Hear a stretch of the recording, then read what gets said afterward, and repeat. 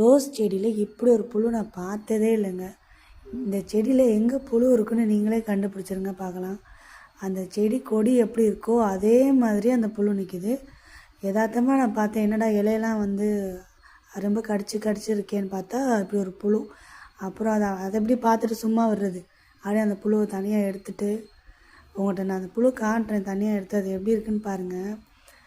எங்கள் அம்மாவை நான் தான் உட்காந்து பார்த்துட்டு இருந்தேன். எங்கள் அம்மாவுக்கு கண்டே பிடிக்க முடியலன்ட்டாங்க. எது செடியா எது புழுவான்னு தெரியல, அந்தளவுக்கு வித்தியாசம். கண்டே பிடிக்காத மாதிரி அந்த குச்சி கலர்லேயே இருக்குது அப்படியே. அப்புறம் இதை எப்படியே விட மனசு வரல.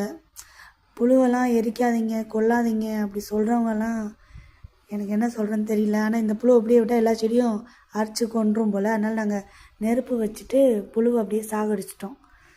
இப்படி வச்சுட்டா புழு கொஞ்சம் நேரத்தில் செத்துரும்ல. அது வெளியே போட்டாலும் கண்டிப்பாக வேறு செடியை போய் கடிக்கும். அதனால இப்படி போட்டு எரிச்சிட்டோம் நல்லா.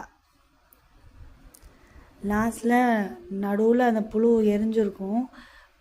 அது மட்டும் கொஞ்சம் எரியாத மாதிரியும் இருக்கும், எரிஞ்ச மாதிரி இருக்கும். பட் ஆனால் அது செத்து போயிடுச்சு. இந்த மாதிரி உங்கள் ரோஸ் செடியிலலாம் இந்த மாதிரி புழு வந்திருக்கா, பார்த்துருக்கீங்களா? இந்த மாதிரி இலைகள்லாம் அரிச்சிருந்தா நீங்கள் கையோடு அந்த செடியில் கண்டிப்பாக புழு எங்கேயாச்சும் ஒன்று இருக்கும்.